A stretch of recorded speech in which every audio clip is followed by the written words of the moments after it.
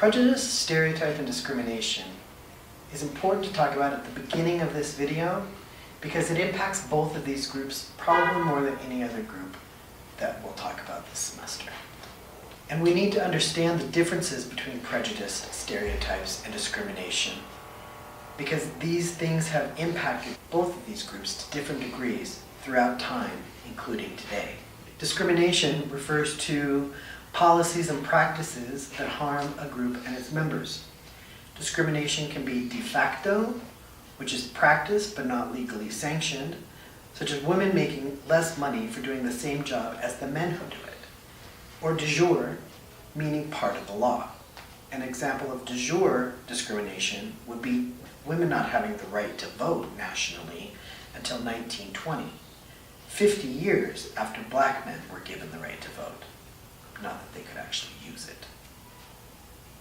Prejudice is devaluing a group, just like devaluing women's labor through the de facto discrimination of lesser pay.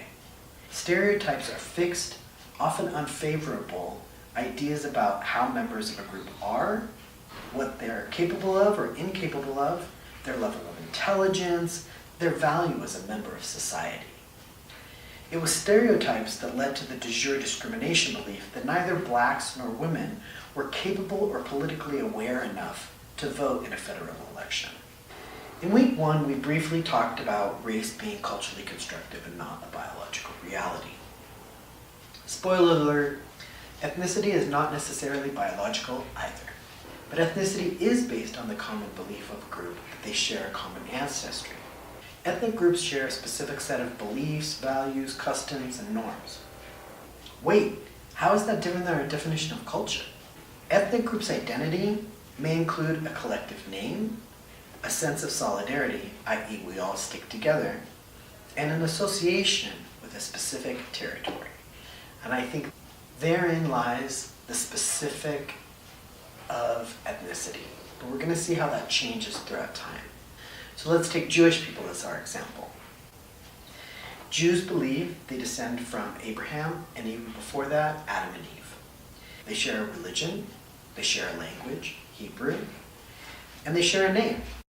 They believe in a homeland, Israel, a territory that first existed circa 930 BCE. They definitely have a shared solidarity that can make even strangers bond. But are Jews biologically all related? No.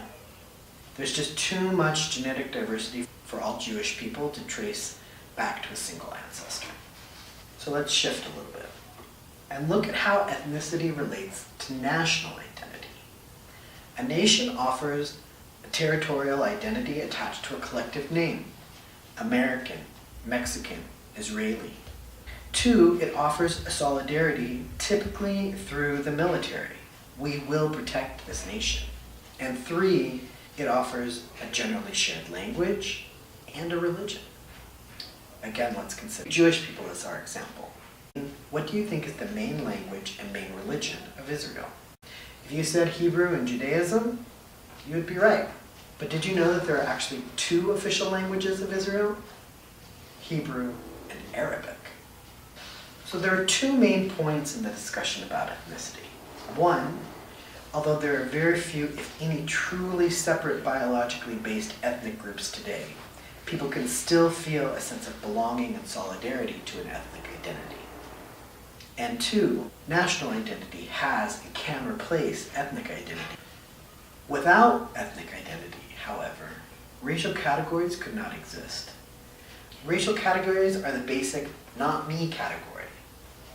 It is the way we talk about the other.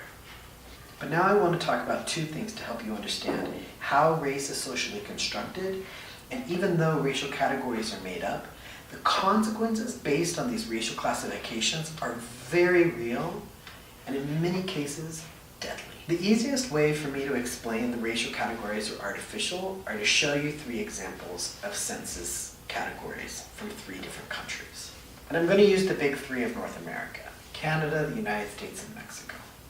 So in Canada, as the text shows, the term visible minority is used in census data. Yet this excludes indigenous populations or First Nations people from the visible minority category.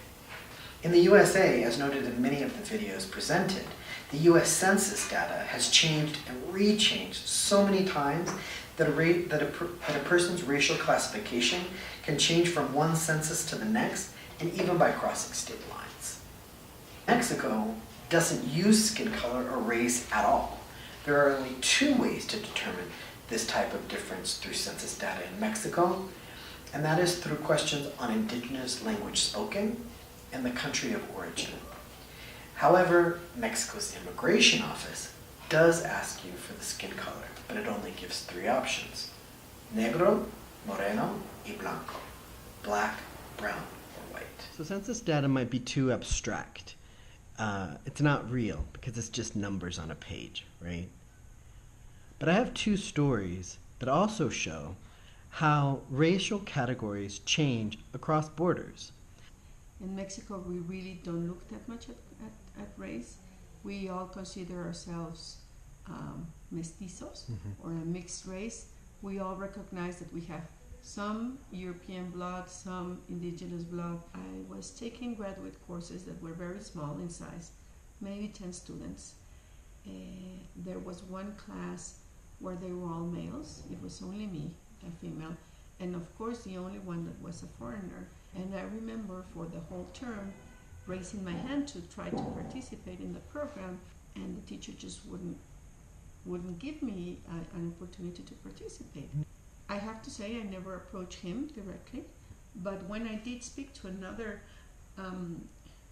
person at the university, he said, well, you have to understand that you're brown. And that is very, very curious, because actually in Mexico, even though I'm not, I'm usually called blondie.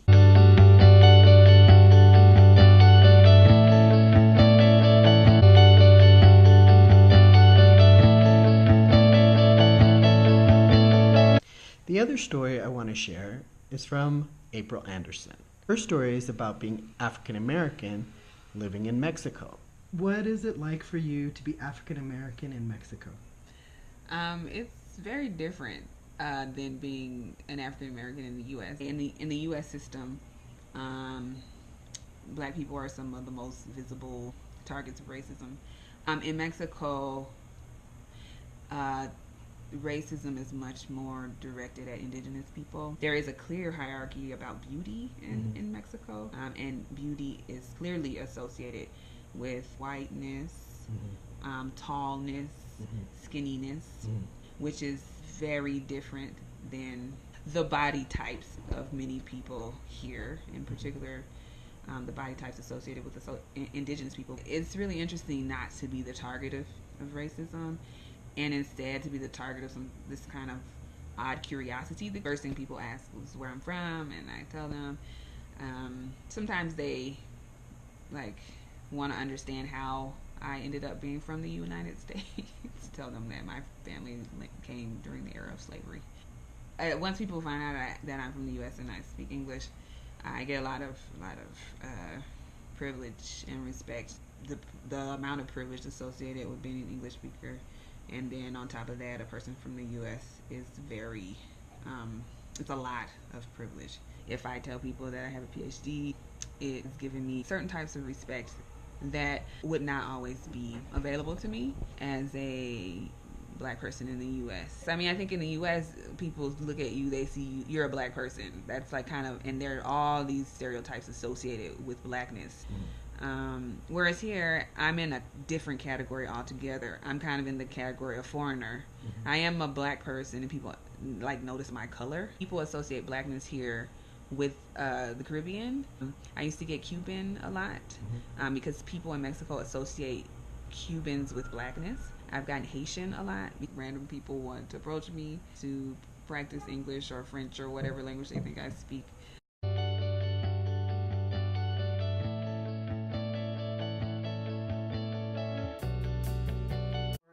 If there isn't a global consensus on what is the correct classification of a person's race or even skin color, there can be no biological basis for racial categories.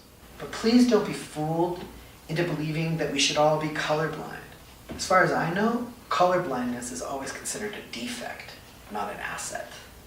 And colorblindness does not help us address the real consequences of racial classifications. There are real life and death consequences that have occurred due to these racial classifications. One can see this in such movements as Black Lives Matter. And in Mexico, even as Mexicans imagine themselves as mestizo, or a mix between Spanish and indigenous peoples, people see indigenous people as stereotypically poor, backwards, uneducated, and even ugly. Whereas being African American in Mexico can allow you privileges unheard of in the United States. And again, this shows how racial categories don't carry the same meaning from one country to the next.